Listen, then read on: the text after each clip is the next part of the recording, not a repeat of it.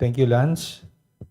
Dwight De Leon of Rappler, go ahead with your questions. Hello po, good afternoon. Balik lang po ako kay Congressman Keith Flores. If you may just expound kung ano po yung personal political reasons for not voting in favor of, or for not, yeah, for basically not voting po sa impeachment. Given that last year, you also, if I'm not mistaken, you signed the impeachment case against the Vice President, and does it undermine the optics of the prosecution team that one of the members didn't vote in favor of impeachment? Well, again, as I said, it's personal political reasons. No? But it's not the first time that a public prosecutor was nominated and elected in the impeachment process as a public prosecutor. No? It happened before when a public prosecutor also did not vote for the articles of impeachment but was nominated and elected by the House.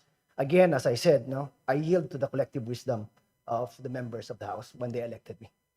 Is part of the reason, siguro po, based on consultation with constituents, did that play a role in why you didn't vote in favor of impeachment? Well, yes, that played a factor of my decision on abstaining.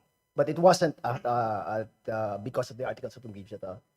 I could not, in good conscience, vote against the articles of impeachment because I was present all along when the Committee on Justice heard the evidence presented before. When you say, sir, that your constituents played a role, is it because you consulted them and they had hesitations, they had reservations when it comes to the impeachment case? Well, I think it cannot be denied that there are a lot of people in Mindanao who are actually for the vice president. So that playing a factor, yes, that played a factor also in my considerations whether to vote or not to vote.